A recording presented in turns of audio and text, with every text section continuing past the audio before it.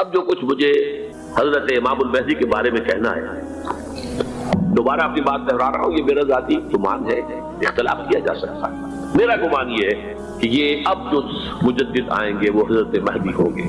پہلی بات تو یہ جان لیجئے کہ مہدی دو ہیں، ایک شیعوں کے مہدی، ایک سنیوں کے مہدی، ان میں بڑا فرق ہے۔ شیعہ حضرات مہدی کو مانتے ہیں، وہ ان کے 12ویں امام ہیں۔ ان کے عقیدے کے مطابق انہیں پیدا ہونے کے فوراً بعد اس اندیشے سے کہ انہیں قتل کر دیا جائے گا ایک غار میں چھپا دیا گیا تھا۔ تقریباً 1200 برس سے وہ اس غار کے اندر ہیں، وہ روپوش ہیں، چھپے ہوئے ہیں، اسی لیے انہیں امام غائب کہا جاتا ہے، اور اب ان کا انتظار ہو رہا ہے، اس لیے انہیں امام منتظر بھی کہا جاتا ہے۔ اس لیے شیعوں کے دارالعلوم جو ہوتے ہیں دارالعلوم المنتظر، وہ اس لیے کہ ان کا انتظار کیا جا رہا ہے۔ تو یہ ہے، اب وہ ان کا خیال ہے کہ آخری دور میں، آخری زمانے میں وہ ظاہر ہو جائیں گے، غار سے نکل آئیں گے۔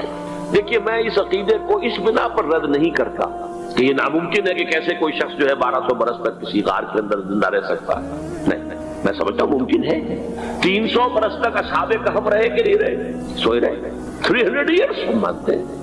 حضرت عیسیٰ اسی حیات عرضی کے ساتھ 2000 سال سے موجود ہیں آسمان پہ کہ نہیں؟ آپ کو معلوم ہے حضرت عزیر 100 برس تک مرنے کے بعد دوبارہ زندہ کر دیے گئے۔ فَأَمَاتَهُ اللَّهُ مِئَةَ عَامٍ ثُمَّ بَعَثَهُ۔ تو ناممکنات میں سے کوئی سوال پیدا نہیں ہوتا، لیکن یہ کہ آیا کوئی امامت معصومہ کا تصور قرآن اور حدیث سے ہمیں ملتا ہے؟ پھر یہ کیا یہ موروثی امامت کہ حضرت علی کی نسل جو حضرت فاطمہ سے چلی ہے اسی میں یہ امامت ہوگی؟ اس کے لیے ہمارے پاس کوئی دلیل نہیں ہے، ہم اس کو تسلیم نہیں کرتے۔ ہم تو سمجھتے ہیں کہ معصومیت ختم ہو گئی محمد الرسول اللہ صلی اللہ علیہ وسلم پر، خاتم المعصومین ہے محمد الرسول اللہ۔ اب ان کے بعد تو اجتہاد ہے اور خلافت ہے، عام معاملات میں اجتہاد ہوگا، نظام خلافت کا ہوگا۔ تو ہمارے نزدیک جو میں جس مہدی کا نام لے رہا ہوں وہ مہدی ہے جو ایک مجدد ہوں گے، جیسے کہ مجددین کے نام میں نے آپ کو گنوائے، مجدد الفسانی ہو، شاہ ولی اللہ ہو، سید احمد بریلوی ہو، شیخ الہند ہو، ایک ہوں گے انسان جو پیدا ہوں گے انسانوں کی طرح عام طور پر اپنی عمر کو پختگی کو پہنچیں گے، پھر وہ سامنے آئیں گے منظر پر، پھر وہ کام کریں گے، قیادت کریں گے، عرب میں ان کا ظہور ہوگا۔ دوسری بات یہ نوٹ کر لیجئے حضرت مہدی کے بارے میں، ہمارے ہاں احادیث کے جو مجموعے ہیں ان میں جو ٹاپ کے 2 مجموعے ہیں ان میں کہیں حضرت مہدی کا ذکر نہیں ہے، نہ صحیح بخاری میں نہ صحیح مسلم میں، لیکن ہم اسے نظر انداز نہیں کر سکتے کہ صحائح ستہ کی بقیہ 4 کتابوں کے اندر موجود ہے، لہذا نظر انداز نہیں کر سکتے، اگنور کرنا ممکن نہیں ہے۔ اب اس میں میں چاہتا ہوں کہ کچھ حدیثیں آپ کو میں سناؤں جن میں حضرت مہدی کا تذکرہ کیا گیا ہے۔ پہلی ہے وعن عبداللہ ابن مسعود قال قال رسول اللہ صلی اللہ علیہ وسلم، حضرت عبداللہ ابن مسعود سے روایت ہے، وہ فرماتے ہیں کہ حضور نے ارشاد فرمایا لا تذهب الدنيا حتى يملك العرب رجل من اہل بیتی، یہ دنیا ختم نہیں ہوگی جب تک کہ عرب پر میرے اہل بیت میں سے ایک شخص کی حکومت قائم نہ ہو۔ اور آپ کو معلوم ہے کہ آج تک عرب پر حضور کے اہل بیت کی کوئی حکومت قائم نہیں ہوئی، اور جب قائم ہوئی بھی تھی حضرت علی کو اگر شمار کیا جائے، اس لیے کہ حضور نے وہ جو مشہور واقعہ ہے کہ ایک چادر میں لے لیا تھا حضرت علی کو اور حضرت فاطمہ اور حضرت حسین کو، اللہم ہؤلاء اہل بیتی، اے اللہ یہ بھی میرے اہل بیت ہیں۔ تو حضرت علی کی بھی حکومت منعقد نہیں ہوئی، پورے عالم اسلام پر ان کی حکومت نہیں تھی، اس لیے کہ شام اور مصر دونوں صوبے جو ہیں انہوں نے ان کی اطاعت قبول نہیں کی۔ اس حوالے سے یہ معاملہ ابھی ہونا ہے۔ لا تذهب الدنيا حتى يملك العرب رجل من اہل بیتی یواطئ اسمہ اسمی، اس کا نام وہی ہوگا جو میرا نام ہے، یعنی محمد صلی اللہ علیہ وسلم، اور ان کا نام بھی مہدی کا نام بھی محمد ہو، مہدی تو ان کا لقب ہے۔ یہ ترمذی میں بھی ہے، ابو داؤد میں بھی ہے، سنن ابی داؤد جامع ترمذی، بلکہ ابو داؤد میں ایک اور روایت ہے، قال حضور نے فرمایا لو لم يبق من الدنيا الا يوم، اگر دنیا کی زندگی میں سے کچھ بھی نہ بچے سوائے ایک دن کے، لطول اللہ تعالی ذلک اليوم، تو اللہ تعالیٰ اس دن کو لمبا کر دے گا، حتی یبعث فیہ رجلا منی، یہاں تک کہ میرے خاندان میں سے ایک شخص کو اٹھائے گا، من اہل بیتی، میرے اہل بیت میں سے، یواطئ اسمہ اسمی و اسم ابی ہے اسم ابی، جس کا نام میرے نام پر ہوگا، جس کے والد کا نام میرے والد کے نام پر ہوگا، محمد ابن عبداللہ ان کا نام ہوگا، اور وہ یملأ الارض قسطا وعدلا کما ملئت ظلما وجورا، وہ سرزمین عرب کو عدل اور انصاف سے اسی طرح بھر دیں گے جیسے کہ وہ ظلم اور زیادتی سے بھر چکی ہوگی۔ دوسری روایت ہے حضرت ابو سعید خدری رضی اللہ تعالی عنہ سے، حضور نے فرمایا المہدی منی اجل الجبہۃ اقنل انف یملأ الارض قسطا وعدلا کما ملئت ظلما وجورا یملک 7 سنین رواہ داؤد، کہ مہدی مجھ میں سے ہوں گے بڑی روشن پیشانی والے اور بڑی کھڑی ناک والے، وہ زمین کو بھر دیں گے انصاف سے اور عدل سے جیسے کہ وہ ظلم سے بھری ہوئی ہوگی، اور وہ 7 برس تک حکومت کریں گے۔ عرب میں خالص خلافت علی منہاج النبوہ کا نظام حضرت مہدی کے ہاتھوں قائم ہوگا اور 7 برس تک قائم رہے گا عرب کے اندر۔ اس کا اگلا مرحلہ میں بعد میں بیان کروں گا۔ تیسری روایت، اور اس کو میں اس لیے خاص طور پہ سنا رہا ہوں کہ اس میں وہی الفاظ آئے ہیں جو میں نے ابتدا میں حدیث آپ کو سنائی تھی، اس کے الفاظ ہیں۔ عن ابی سعید قال ذکر رسول اللہ صلی اللہ علیہ وسلم بلاء یصیب هذه الامہ حتی لا یجد الرجل ملجا یلجا الیہ من الظلم۔ حضور نے ذکر فرمایا کہ ایک دور ایسا آئے گا انتہائی ابتلا اور آزمائش اور مصائب کا کہ کسی شخص کو کوئی سر چھپانے کی جگہ نہیں ملے گی اس ظلم سے اپنے آپ کو بچانے کے لیے۔ فَيَبْعَثُ اللَّهُ رَجُلًا مِنْ عِتْرَتِي وَأَهْلِ بَيْتِي، تو پھر اللہ میرے خاندان میں سے، میرے اہل بیت میں سے اٹھائے گا ایک شخص کو، فَيَمْلَأُ بِهِ الْأَرْضَ قِسْطًا وَعَدْلًا، اور اس کے ذریعے سے اللہ تعالیٰ زمین کو عدل و قسط سے بھر دے گا۔ يَرْضَى عَنْهُ سَاكِنُ السَّمَاءِ، یہ وہی الفاظ آ گئے اب، اس سے پھر راضی ہو جائیں گے آسمانوں میں رہنے والے بھی، وَسَاكِنُ الْأَرْضِ، اور زمین میں رہنے والے بھی۔ لَا تَدَعُ السَّمَاءُ مِنْ قِطَرِهَا شَيْئًا إِلَّا صَبَّتْهُ، آسمان اپنا ایک قطرہ بھی نہیں روکے گا مگر یہ کہ اس کو زمین کے اوپر نثار کر دے گا، بارش کی شکل میں گرا دے گا۔ وَلَا تَدَعُ الْأَرْضُ مِنْ نَبَاتِهَا شَيْئًا إِلَّا أَخْرَجَتْهُ، اور زمین اپنی پیداوار میں سے کوئی شے نہیں چھپائے گی، نہیں روکے گی مگر کچھ کو ظاہر کرے گی۔ چوتھی حدیث جو ہے وہ حضرت ام سلمہ سے رضی اللہ تعالی عنہ قال سمعت رسول اللہ صلی اللہ علیہ وسلم یقول المہدی من عترتی من اولاد فاطمہ، رواہ ابو داؤد، یہ بھی سنن ابو داؤد کی روایت ہے۔ حضور نے فرمایا مہدی میرے خاندان سے، میرے اہل بیت سے ہوں گے، یعنی اولاد فاطمہ میں سے، اور تفسیر اس کی آتی ہے کہ حضرت حسن کی اولاد میں سے ہوں گے۔ پانچویں حدیث میں آپ کو سنا رہا ہوں، اور اس میں ایک عجیب مشابہت آپ کے سامنے آئے گی حضرت عمر بن عبدالعزیز کے ساتھ، یہ اول اور آخری کڑی کے درمیان مشابہت۔ عن علی رضی اللہ تعالی عنہ، یہ حدیث جو ہے مسند احمد ابن حنبل میں بھی ہے اور سنن ابن ماجہ میں بھی ہے۔ قال قال رسول اللہ صلی اللہ علیہ وسلم المہدی منا اہل البیت یصلح اللہ فی لیلۃ، مہدی ہم میں سے ہوں گے، ہمارے اہل بیت میں سے، اور اللہ ایک ہی رات میں ان کی اصلاح کر دے گا، یعنی وہ پہلے سے کوئی زیادہ روحانی یا دینی کوئی اس طرح کی شخصیت نہیں ہوں گے، لیکن ایک ہی رات میں اللہ تعالیٰ ان کی سیرت و کردار کے اندر انقلاب عظیم برپا کر دے گا۔ جیسے کہ میں نے عرض کیا تھا آپ سے کہ عمر بن عبدالعزیز کی زندگی میں انقلاب عظیم آیا ہے، خلافت کا بوجھ پڑتے ہی کہاں وہ خوش باش اور خوش لباس اور خوش خوراک، وہ شہزادہ ٹھاٹ پاٹ والا، جاگیر والا، گورنر کا بیٹا اور خود گورنر، اور کہاں یہ کہ اس کی وہ درویشی جو میرے نزدیک واللہ عالم، ڈرتے ڈرتے کہہ رہا ہوں، میرے نزدیک وہ حضرت ابوبکر، حضرت عمر اور حضرت علی کی درویشی کو بھی مات دے گئی، لیکن کنٹراسٹ بہت شدید ہے۔ وہاں جو بھی کچھ تھا وہ تدریجاً آیا تھا، ہوتے ہوتے ہوتے ایک انتہا، اور یہاں سڈن آیا۔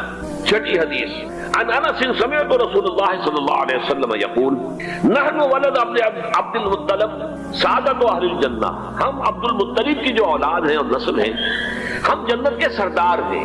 اور پھر آپ نے نام گنوائے ہیں، انا وحمزۃ وعلی وجعفر والحسن والحسین والمہدی، میں خود اور حضرت حمزہ بنو عبد المطلب میں سے، عبد المطلب کے بیٹے، اور علی اور جعفر حضرت علی کے بھائی جعفر طیار، اور حسن اور حسین حضرت فاطمہ کے لخت جگر حضرت علی کے بیٹے، والمہدی، اور آخر میں جا کر پھر وہ حضرت مہدی کی حکومت کو جمائیں گے اور قائم کریں گے۔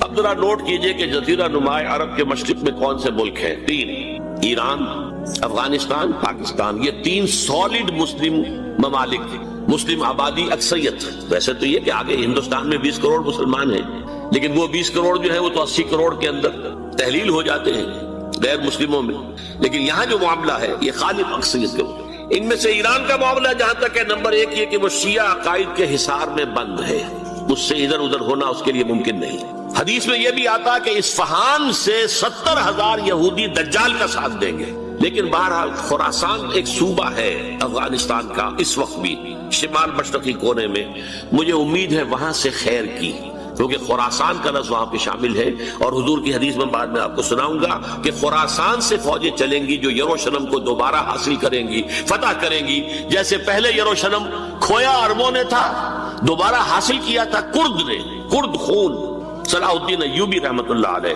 ایسے اب پھر عربوں نے کھویا ہے، لیکن لینے والے خراسان سے لشکر آئیں گے۔ یخرج من خراسان رایات و سود لا یردها شیء حتی تنصب بإیلیا، خراسان کے علاقے سے کالے علم لے کر لشکر چلیں گے جن کے رخ کو کوئی موڑ نہیں سکے گا جب تک کہ وہ جا کر یروشلم میں نصب نہ ہو جائے۔ اس کے بعد نام آتا ہے پاکستان کا۔ یہ ہے میری اور آپ کی داستان، اور یہ ہے سبب جس کی وجہ سے کہ میں آپ سے یہ گفتگو کر رہا ہوں۔ اصل میں تو کس لیے؟ محض ایک علمی استفادہ، محض اپنی بات آراء کو ظاہر کرنے کا شوق نہیں ہے، بلکہ یہ کہ اپنی ذمہ داری ہم پہچانے کہ ہم کس مقام پر کھڑے ہیں۔ دیکھیے، اس پاکستان کے بارے میں یا ہندوستان کے بارے میں علامہ اقبال نے کہا تھا اپنے ترانہ ملی میں، میرے عرب کو آئی ٹھنڈی ہوا جہاں سے، میرا وطن وہی ہے، میرا وطن وہی ہے۔ اور مجھے بتایا گیا کہ سنن ابی داؤد میں یہ روایت موجود ہے کہ حضور نے فرمایا کہ ہندوستان کی طرف سے مجھے ٹھنڈی ہوا آتی ہے، اگرچہ مجھے وہ حدیث ابھی نہیں ملی ہے، لیکن حزب التحریر کا ایک کارڈ مجھے ملا تھا، تو اس میں اس حدیث کا اور اس میں ابو داؤد کا روایت کا حوالہ موجود تھا۔ لیکن میں جو چیز آپ کو بتا چکا ہوں وہ یہ کہ الف ثانی کا پورا تجدیدی کارنامہ اس ہندوستان کی سرزمین میں ہوا۔ مجدد الف ثانی شیخ احمد سرندی، شاہ ولی اللہ دہلوی، سید احمد بریلوی، وہ تو ہمارے پاکستان میں آ کر جو ہے ان کا خون جذب ہوا ارض پاکستان میں۔ پھر شیخ الہند مولانا محمود حسن۔ تحریک خلافت چلی تو صرف ہندوستان میں چلی اور کہیں نہیں چلی۔ آزادی کی تحریک چلی پوری دنیا میں، وہ نیشنلزم کی بنیاد پر چلی، ملے نیشنلزم، عرب نیشنلزم، ترک نیشنلزم۔ ہمارے ہاں چلی تو اسلام کے نام پر، پاکستان کا مطلب کیا؟ لا الہ الا اللہ۔ پھر پاکستان قائم ہوا معجزے کے طور پر، بلکہ نازل ہوا ہے لیلۃ القدر میں، انا انزلناہ فی لیلۃ القدر، جیسے قرآن نازل ہوا ہے لیلۃ القدر میں، یہ پاکستان بھی نازل ہوا ہے لیلۃ القدر میں۔ اس کا برقرار رہنا ابھی تک معجزہ ہے۔ ہندو یہ سمجھتا تھا، کانگریس سمجھتی تھی کہ جھٹپٹ ختم ہو جائے گا۔ پھر یہ کہ اس کا قرارداد مقاصد کا پاس ہو جانا، مزید بھی اور اضافی دفعات دستور میں آ جانا، اب کمرشل انٹرسٹ کو ربا قرار دے کر حرام قرار دینا، یہ سارے لینڈ مارکس ہیں کہ جو اشارہ کر رہے ہیں کسی چیز کی طرف، معاملہ کدھر جا رہا ہے۔ پھر یہ کہ یہ جو 14ویں صدی کے مجدد تھے شیخ الہند، اس کے بعد سے کچھ ایسی شخصیتیں عظیم پیدا ہوئی ہیں ہند میں، جن کو میں سمجھتا ہوں کہ 14ویں صدی کے مجدد اور 15ویں صدی کے مجدد کے درمیان، یہ 15ویں صدی کے مجدد کی راہ کو سیدھا کرنے والے، جیسے کہ حضرت یحییٰ نے کہا تھا میں تو آنے والے کا راستہ سیدھا کر رہا ہوں حضرت عیسیٰ کے لیے، ایسے ہی 15ویں صدی کے لیے امام مہدی کے لیے راستہ صاف کرنے والے سب سے پہلے علامہ اقبال، جنہوں نے اسلام کا تصور دین کی حیثیت سے دوبارہ زندہ کیا ہے، ورنہ اسلام ایک مذہب کی شکل اختیار کر چکا تھا۔ پھر مولانا مودودی، مولانا ابوالکلام آزاد حکومت الہیہ کے نعرے کے ساتھ میدان میں آئے۔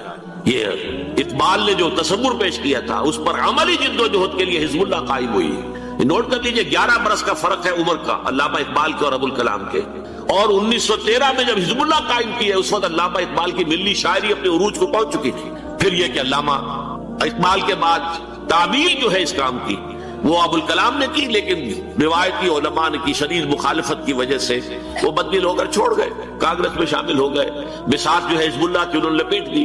پھر مولانا مودودی آیا، انہوں نے وہ ڈور جو ہے اس کا سرا تھاما، جماعت اسلامی قائم کی حکومت الہیہ ہی کے قیام کے لیے، اگرچہ میرے نزدیک یہ کہ وہ انتخابی اور ایک قومی سیاست کی ایک جماعت بن کر پاکستان میں جو ہے دلدل میں پھنس گئی ہے۔ اب ہم اس کی کوشش کر رہے ہیں، تنظیم اسلامی اور یہ تحریک خلافت جس کے تحت یہ جلسہ ہو رہا ہے، یہ ساری چیزیں وہ ہیں کہ آپ کو سوائے پاکستان کے اور کہیں نہیں ملیں گی پوری دنیا میں۔ معلوم ہوتا ہے کہ پاکستان کو بہت بڑا رول پلے کرنا ہے اس میں، اور اس کے ساتھ اب جمع کر لیجئے افغانستان کی عمارت افغانستان، اسلامی عمارت افغانستان قائم ہو چکی ہے۔ یہ پچھلے 20 سالوں میں جو کچھ وہاں ہوتا رہا ہے اس سے پہلے تصور نہیں ہو سکتا تھا۔ علامہ اقبال کے فرزند بھی دیکھ کر آئے ہیں، تو اگرچہ وہ خود میں سمجھتا ہوں کہ خاصے انہیں آپ لبرل کہیں، آزاد خیال کہیں، لیکن اس درجے متاثر ہو کر آئے تھے کہ انہوں نے یہ کہا افغانستان میں جو میں نے حالات دیکھے ہیں کہ اگر 2-4 اور مسلمان ملکوں کے اندر یہ نظام قائم ہو جائے تو پوری دنیا مسلمان ہو جائے گی۔ یہ سب کچھ کیسے ہو رہا ہے؟ یہ آنے والے دور کی جھلکیاں ہیں۔ Coming events are casting their shadows before. یہ سب بتا رہے ہیں کہ پاکستان افغانستان کو مل کر اس میں کوئی عظیم رول پلے کرنا ہے، اور اس کے ضمن میں اب میں علامہ اقبال کے بارے میں آخری بات کہہ رہا ہوں۔ علامہ اقبال کے بارے میں عام یہ خیال ہے، انہوں نے اپنے خطبات میں مہدی کا اور نزول مسیح کا، حالانکہ میں کل پڑھ رہا تھا مولانا سعید احمد اکبر آبادی رحمۃ اللہ علیہ کا ایک مقالہ ان کا کہ علامہ اقبال نے ابن خلدون کے بارے میں یہ کہا ہے کہ مہدی کا اور نزول عیسیٰ کا دونوں کا انہوں نے انکار کیا ہے، حالانکہ ابن خلدون نے نزول عیسیٰ کا انکار نہیں کیا، صرف مہدی کا انکار کیا ہے۔ بہرحال علامہ اقبال نے خطبات میں انکار کیا ہے، لیکن یہ کہ اپنی شاعری کے اندر میں چیلنج کرتا ہوں کسی بڑے سے بڑے اقبال شناس کو، ان کا یہ شعر ذرا سنیے: خضر وقت از خلوت دشت حجاز آید بروں، کارواں زی وادی دور و دراز آید بروں۔ خضر وقت، امام وقت، رہنمائے وقت، قائد وقت، خلوت دشت حجاز، حجاز کی صحرا کی کسی خلوت گزینی سے نکل کر باہر آئیں گے۔ میں حیران ہوتا ہوں علامہ کے اس فکر پر اور اس مصرے پر۔ یہاں انہوں نے شیعہ اور سنی دونوں کے کانسیپٹ جمع کر دیے۔ شیعہ کا کانسیپٹ یہ چھپے ہوئے کسی غار میں وہاں سے برآمد ہوں گے، اور ہمارا کانسیپٹ میں ام سلمہ رضی اللہ تعالیٰ عنہ کی حدیث سنا چکا، چھپے ہوئے ہوں گے وہ وہاں پر، مدینے سے نکل کر آ کر مکے میں چھپ جائیں گے۔ اس خانہ جنگی کی حالت میں لوگ ان کی طرف دیکھ رہے ہوں گے، سوچتے ہوں گے انہیں میدان میں آنا چاہیے، کوئی پارٹ پلے کرنا چاہیے، امت کی رہنمائی کرنی چاہیے، لیکن وہ چھپیں گے، وہ کارے ہوں گے، وہ اس ذمہ داری کو قبول نہیں کرنا چاہیں گے، جا کے چھپ جائیں گے مکے میں، وہاں سے مکے والے انہیں نکالیں گے، اور وہ کارے ہوں گے، انہیں بالکل یہ پسند نہیں ہوگا کہ یہ ذمہ داری اٹھائیں۔ تو خضر وقت از خلوت دشت حجاز آیت بروں، کارواں زی وادی دور و دراز آیت بروں۔ کارواں جو چلے گا ان کی مدد کے لیے اس وادی دور و دراز، اس عظیم وادی دور و دراز، یہ وادی سندھ ہے۔ وادی سندھ جو ہے ہم سمجھتے ہیں کہ صرف یہ پاکستان اور پنجاب جو ہے یہ اس میں شامل ہے، سندھ اور پنجاب نہیں، افغانستان کا پورا مشرقی علاقہ اس میں شامل ہے۔ جیسے دریائے جہلم سندھ میں جا رہا ہے، جیسے دریائے گلگت سندھ میں آ کر ملتا ہے، جیسے دریائے چناب اور راوی اور جہلم اور یہ سب جا رہے ہیں اور آ رہے ہیں، اسی طرح دریائے کابل کہاں سے آ رہا ہے، دریائے گومل کہاں سے آ رہا ہے، ٹوچی کہاں سے آ رہا ہے، یہ سارا جو ہے ڈرین جو ہو رہا ہے، ایسٹرن جو ہے پارٹ آف افغانستان، یہ سب وادی ہے۔ اس وادی کے یہ دو حصے ہیں، ایک حصہ جو ہے یہ ادھر پاکستان میں ہے، اور اسی وادی کا دوسرا حصہ جو ہے وہ افغانستان میں ہے۔ کارواں زی وادی دور و دراز آیت بروں، کارواں چلے گا یہاں سے، یخرج الناس من المشرق یؤتون للمہدی یعنی سلطان ہی، مشرق سے فوجیں چلیں گی کہ جو مہدی کی حکومت قائم کریں گی، اور یخرج من خراسان رایات و سود، اور خراسان سے سیاہ پرچم چلیں گے کہ جن کا رخ کوئی موڑ نہیں سکے گا، حتیٰ تنصب بیلیہ، یہاں تک کہ وہ جا کر یروشلم کے اندر نصب ہو جائیں گے۔ حضرات، میں ایک میری گفتگو کا حصہ باقی تھا لیکن میں اسے چھوڑ رہا ہوں، اس لیے کہ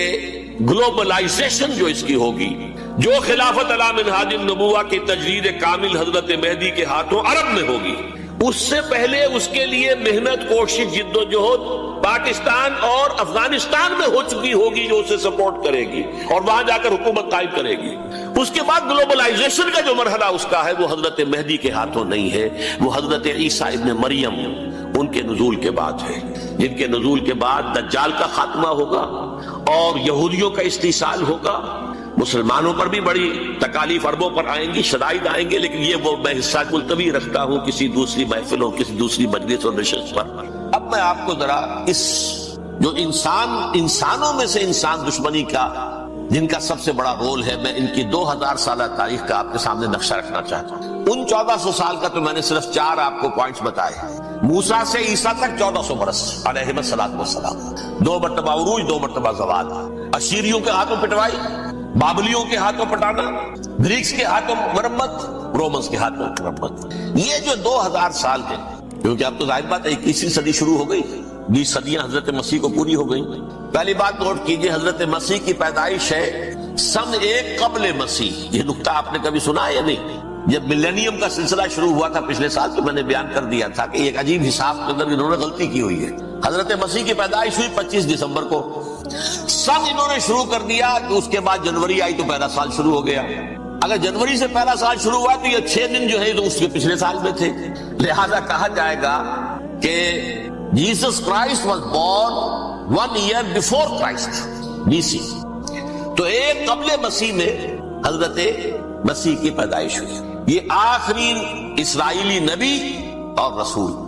یہودی علماء کی مخالفت، دشمنی، سولی پر چڑھوا دینا میں بیان کر چکا ہوں۔ سن 33 عیسوی میں، جبکہ حضرت مسیح کی عمر 33 برس تھی، اللہ تعالیٰ نے انہیں زندہ آسمان پر اٹھا لیا، لیکن یہودیوں نے اپنے خیال کے مطابق انہیں سولی پر چڑھوا دیا، ان کی موت واقع ہو گئی۔ اگرچہ اس کے بعد یہ اختلاف ہے ان میں، یہودی کہتے ہیں وہ سولی پر چڑھ گیا، ختم ہوا، مر گیا، عیسائی کہتے ہیں نہیں، انتقال ہوا ہے مسیح کا صلیب پر، لیکن پھر وہ دوبارہ زندہ ہو گئے ہیں۔ ان کی لاش ایک غار میں رکھ دی گئی تھی، وہاں ریزریکشن ہو گیا، ان کا باعث بعد الموت وہی ہو گیا، اور پھر انہیں اللہ نے زندہ آسمان پر اٹھا لیا۔ تو ہمارے اور عیسائیوں کے درمیان نوٹ کر لیجئے، یہ چیز مشترک ہے کہ حضرت مسیح آسمان پر زندہ اٹھائے گئے۔ فرق کیا ہے؟ وہ سمجھتے ہیں کہ سولی دیے گئے، سولی پر مرے، پھر زندہ ہوئے، پھر گئے۔ ہم سمجھتے ہیں کہ نہیں، وما صلبوہ وما قتلوہ، انہوں نے نہ صلیب دے سکے انہیں اور نہ انہیں قتل کر سکے، بل رفع اللہ الیہ، اللہ نے اٹھا لیا۔ پھر ہمارا اور یہ اس کا عیسائیوں کا ایک اور اتفاق ہے، سیکنڈ کمنگ آف جیسس، حضرت مسیح دوبارہ آئیں گے، یہ عیسائیوں کا بھی عقیدہ ہے اور ہمارا بھی۔ بہرحال تو جیسا کہ میں نے عرض کیا کہ اس وقت یہ عذاب استیصال، عذاب اکبر کے مستحق ہو چکے تھے، لیکن اللہ نے ان کی مدت دراز کی ہے، لیکن ان پر دنیاوی عذاب کا ایک کوڑا جو ہے اللہ تعالیٰ کی طرف سے اسی وقت برسا، دنیاوی عذاب دنیا میں رہتے ہوئے ختم نہیں کیا گیا۔ 37 برس بعد حضرت مسیح کے رفع سماوی کے 37 برس بعد سن 70 میں یہودیوں نے بغاوت کی رومیوں کے خلاف، رومی ٹائٹس جنرل تھا ایک، اس نے پھر جو حملہ کیا ہے، 1,33,000 یہودی ایک دن میں قتل کیا یروشلم میں، اور ہیکل سلیمانی گرا دیا۔ وہ ہیکل پہلے بھی گرا تھا، پہلے 1400 سال کے دوران میں بھی نبوکدنضر نے گرایا تھا، لیکن پھر اس کے 150 سال بعد انہوں نے دوبارہ بنا لیا تھا، اس لیے وہ اسے سیکنڈ ٹیمپل کہتے ہیں۔ پہلا ٹیمپل جو حضرت سلیمان نے بنایا تھا، نبوکدنضر نے گرا دیا 587 قبل مسیح میں، پھر دوبارہ انہوں نے 150 سال کے بعد بنا لیا۔ وہ اس تاریخ کا حصہ ہے، میں نے جس کے بارے میں آپ کو تفصیل نہیں بتائی۔ کس میں یہ ہوا؟ سن 70 میں وہ گرا دیا گیا، وہ آج تک گرا پڑا ہوا ہے۔ نمبر 2، یہ کہہ دیا گیا کہ یہودیوں اس ارض فلسطین سے نکل جاؤ، تم یہاں نہیں رہ سکتے ہو۔ لہذا جس کا جہاں سینگ سمایا چلا گیا، یورپ میں چلے گئے، ایشیا میں آ گئے، عرب میں آ گئے، یہ 3 قبیلے جو رات بھی میں نے عرض کیا تھا، بنو قینقاع، بنو نذیر اور بنو قریظہ، یہ وہاں سے آ کے مدینے میں آباد ہو گئے، جس کا جہاں سینگ سمایا، افریقہ میں، ہندوستان میں، جہاں چلے گئے۔ ڈایاسپورا اسے کہتے ہیں، وہ آپ نوٹ کر لیجیے اس لفظ کو، ڈایاسپورا، ہمارا دور انتشار، جبکہ ہمیں ہماری اصل سرزمین تو فلسطین ہے، حضرت ابراہیم کا مسکن، حضرت اسحاق، حضرت یعقوب کا مسکن فلسطین، یہ ہے ہماری اصل جاگیر، یہ تو ہماری جدی پشتی جاگیر ہے، لیکن یہاں سے نکال دیے گئے سن 70 عیسوی میں، اور وہاں سے لے کے 1917 تک ان کا ڈایاسپورا جاری رہا۔ یہ دور انتشار ہے۔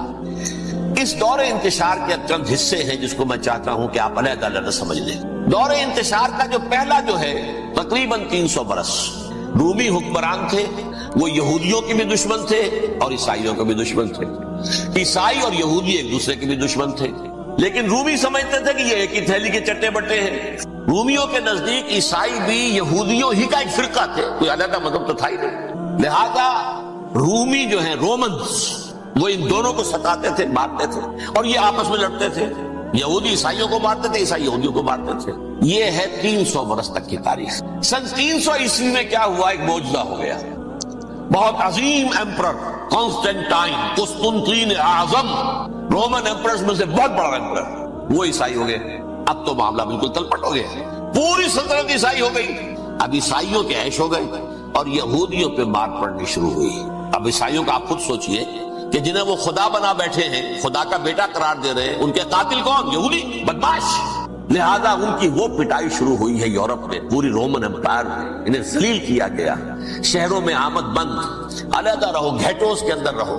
یہودی کا نام جو ہے وہ گالی بن گیا، جیسے آج بھی یہودی گالی کہتے ہیں، جیسے خنزیر کا لفظ، وہ بھی اللہ کی مخلوق ہے، لیکن آپ کو معلوم ہے کوئی شخص زبان پر نام نہیں لانا چاہتا خنزیر کا، سور کا، ہے تو مخلوق، وہ بھی ایک حیوان ہے، ایسے ہی ہے یہودی گالی، لہذا ایک طرف تو ان دونوں کے درمیان دشمنی، جس کو قرآن کہتا ہے وَأَغْرَيْنَا بَيْنَهُمُ الْعَدَاوَةَ وَالْبَغْضَاءَ، ہم نے ان کے مابین دشمنی جو ہے پیدا کر دی۔ اور جب یہ پوری سلطنت عیسائی ہو گئی تو قافیہ تنگ ہو گیا یہودیوں کا۔ اب آئیے 571 عیسوی، یعنی جبکہ ڈایاسپورا کو کتنا عرصہ ہو چکا تھا؟ 500 برس۔ سن 70 سے شروع ہوا ڈایاسپورا، جب ٹائٹس نے گرایا ہے ہیکل کو اور نکال باہر کیا انہیں فلسطین سے، بھاگ جاؤ یہاں ایک یہودی بھی نہیں رہے گا، فلسطین سے نکال دیے۔ اس کے پورے 500 برس بعد سن 571 عیسوی میں حضور کی پیدائش ہوئی، ولادت باسعادت محمد رسول اللہ صلی اللہ علیہ وسلم۔ 610 میں آپ پر وحی کا آغاز ہوا، لیکن حضور کے ساتھ ان کا معاملہ کیا رہا؟ اول تو جبکہ حضور ابھی مکے ہی میں تھے، یہودیوں نے ریشہ دوانیاں شروع کر دی حضور کے خلاف۔ قریش مکہ کو سکھاتے تھے، پڑھاتے تھے، ان سے یہ پوچھو، ان سے یہ پوچھو، یہ اس طرح تنگ کرو، ان سے یہ امتحان لو، یہ آپ کے علم میں ہے۔ سورہ بنی اسرائیل میں، سورہ کہف میں وہ سوالات، جو امتحانی سوالات آئے تھے، ذوالقرنین کون تھا، اصحاب کہف کون تھے، تم رسول بنے پھرتے ہو تو بتاؤ، اور یہ روح کی حقیقت کیا بتاؤ۔ یہ ساری ریشہ دوانیاں کر رہے تھے بیٹھے ہوئے ابھی وہیں پر، حضور ابھی پہنچے بھی نہیں۔ ہجرت فرما کر حضور تشریف لے آئے تو حضور نے جسے ماسٹر سٹروک کہا جائے گا، یعنی اسٹیٹس مین شپ کا ماسٹر سٹروک، آپ نے مدینے میں آتے یہودیوں کے ساتھ پیکٹ کر دیا، جوائنٹ ڈیفنس پیکٹ آف مدینہ، کہ اگر مکے والے ہم پر حملہ کریں گے تو ہم مل جل کر ایک قوم کی حیثیت سے مقابلہ کریں گے۔ یہ میثاق مدینہ کہلاتا ہے، جس کے بہت غلط معنی پہنائے جا رہے ہیں آج کل۔ بہرحال میں موضوع میرا چونکہ یہ نہیں، میں ادھر نہیں جاؤں گا، لیکن ہوا کیا، ہر مرتبہ یہ خیانت کے مرتکب ہوئے، ان نے جو عہد کیے تھے ان سے پھرے، اندر ہی اندر سازش، ریشہ دوانی، حضور کی بدترین دشمنی۔ سورہ نساء کی آیت نمبر 12 میں، 14 میں، 13 میں فرمایا ہے، لا تزال تطلع علی خائنۃ منہم، اے نبی ہمیشہ آپ کے علم میں ان کی طرف سے خیانتیں، بددیانتیاں آتی رہیں گی، اور بار بار وہ مسلسل جنگ کی آگ بھڑکاتے تھے، قریش کو دعوت دیتے، آؤ آؤ آؤ، ہم اندر سے بغاوت کر دیں گے، تم آؤ تو صحیح، ختم کریں محمد کو اور اہل ایمان کو صلی اللہ علیہ وسلم ورضی اللہ تعالی عنہم اجمعین۔ لیکن پھر جب وہ آتے تھے تو یہ دبک جاتے تھے، ان میں ہمت نہیں تھی، میدان کے مرد نہیں رہے تھے۔ یہ سورہ حشر میں ان کا نقشہ کھینچا گیا ہے، کھلے میدان میں مقابلے کی اس کے اندر صلاحیت ہی نہیں ہے۔ یہ تو فصیلوں کے پیچھے سے، جیسے عورتیں کہیں دیہات میں لڑائی ہوتی ہے تو مرد جو ہے گلیوں میں لڑتے ہیں، عورتیں اوپر سے پتھر پھینکتی ہیں، بس وہ کام یہ کر سکتے تھے، من ورائے جدر، فصیلوں کے پیچھے سے، جنگ میں میدان میں نہیں آ سکتے۔ بہرحال قرآن مجید میں ہے یہ، سورہ مائدہ کی آیت نمبر 64، کلما اوقدوا نارا للحرب اطفاها اللہ، اکثر و بیشتر مواقع پر تو یہ جب آگ بھڑکاتے تھے جنگ کی، اللہ اسے بجھا دیتا تھا۔ لیکن بہرحال اس کے باوجود جنگیں ہوئی، غزوہ بدر، غزوہ احد ہوئی کہ نہیں، یہ ساری اصل شرارت ہوئی، اور اس کے نتیجے میں حضور نے پھر ایک ایک کر کے 3 قبیلوں کو سزا دی۔ غزوہ بدر کے فوراً بعد بنو قینقاع نکالے گئے مدینے سے، غزوہ احد کے فوراً بعد بنو نذیر نکالے گئے، اور غزوہ احزاب کے بعد بنو قریظہ نکال دیے گئے۔ یہ تو میں نے آپ کے سامنے رکھ دیا صرف حضور کے زمانے میں ان کا کیا رویہ رہا، دشمن۔ رات بھی ہم نے وہ آیت پڑھی تھی، لَتَجِدَنَّ أَشَدَّ النَّاسِ عَدَاوَةً لِلَّذِينَ آمَنُوا الْيَهُودُ وَالَّذِينَ أَشْرَكُوا، اہل ایمان کی دشمنی میں شدید ترین تم پاؤ گے یہودیوں کو اور مشرکین بھی بعد میں ہے، پہلے یہود۔ حضور کے بعد کیا ہوا اب یہ نوٹ کیجئے، یہ ان کی تاریخ کا دوسرا دور ہے۔ حضرت عمر رضی اللہ تعالیٰ عنہ کا عہد خلافت ہے، بیت المقدس کا محاصرہ کیا گیا، فصیل بڑی اونچی، شہر اندر سے سیلف سفیشینٹ، حملے کا راستہ کوئی نہیں، محاصرہ طول کھینچ رہا ہے، لیکن ان کے پاس رسد بھی موجود ہے، پانی بھی موجود ہے، وہ دروازے بند کر کے بیٹھے ہوئے۔ بالآخر اللہ تعالیٰ کی مشیت کا ظہور کیسے ہوا، ان کے کچھ علماء آئے فصیل پر، کہا دیکھو مسلمانوں، تم قیامت تک بھی یہاں پڑے رہو گے محاصرہ کر کے، ہمارا یہ شہر فتح نہیں ہوگا۔ ہاں ایک درویش بادشاہ کے ہاتھوں یہ شہر فتح ہونا ہے، لیکن تمہارے اندر ہمیں وہ نظر نہیں آ رہا۔ ابو عبیدہ بن الجراح رضی اللہ تعالی عنہ، امین هذه الامہ، ان کا فوراً ذہن گیا، وہ درویش بادشاہ مدینے میں بیٹھا ہوا ہے، عمر رضی اللہ تعالی۔ اب ایک اور عمر بھی ہے جو قندھار میں بیٹھا ہے، نقشہ وہی ہے، سادگی کی حد تک نقشہ وہی، بالکل وہی، اپنی آنکھوں سے دیکھا ہے وہی سادگی۔ عمر اول، عمر ثانی تھے عمر بن عبد العزیز۔ اب ایک اللہ کے فضل سے اللہ تعالیٰ ایدہ اللہ بنصرتہ، اللہ تعالیٰ ان کی نصرت فرمائے، دشمنوں کو ان کے مقابلے میں نیست و نابود کرے۔ انہوں نے ریکویسٹ بھیج دی کہ حضور تشریف لائیے، یہ شہر فتح ہو جائے گا۔ وہ ہے سفر تاریخی، اتنا طویل سفر، تقریباً 700 میل، ایک اونٹ، ایک خادم، ایک منزل پہ امیر المومنین اوپر بیٹھے، خادم آگے چل رہا ہے، اگلی منزل پہ خادم اوپر بیٹھا ہے، امیر المومنین آگے جا رہا ہے۔ اور جب پہنچے ہیں تو وہ باری تھی خادم کی، انہیں ہاتھ جوڑ دیا، حضور خدا کے لیے تم کیا کہیں گے لوگ، وہ میرا برا حال کر دیں گے، تمہیں شرم نہیں آئی، امیر المومنین پیدل آگے چل رہے ہیں نکیل پکڑ کر، اور تم بیٹھے ہو اوپر براجمان ہو۔ حضرت عمر فرمایا دورو دورو، نہیں باری تمہاری، بیٹھ۔ اس حال میں پہنچے اور پھر یہ کہ ابو عبیدہ بن الجراح آئے ہیں، استقبال کیا ہے تو دیکھا ہے اس حال میں چلے آ رہے ہیں، عمر نکیل پکڑے ہوئے چلے آ رہے ہیں، اور کہتے ہیں کہ کہیں کیچڑ ویچڑ تھا، جوتے خراب ہو گئے تھے وہ بھی اتار کے ہاتھ میں پکڑے ہوئے، کپڑے تو تھے ہی پھٹے ہوئے۔ انہوں نے کہا کہ حضرت ابو عبیدہ نے، دیکھیے یہ بڑا متمدن ملک ہے، بڑا مہذب علاقہ ہے یہ، آپ ذرا حلیہ اپنا دوست فرما دیں تب جا کے پیش ہم آپ کو کریں گے۔ آپ نے فرمایا نحن قوم اعزنا اللہ بالاسلام، ہم وہ قوم ہیں جنہیں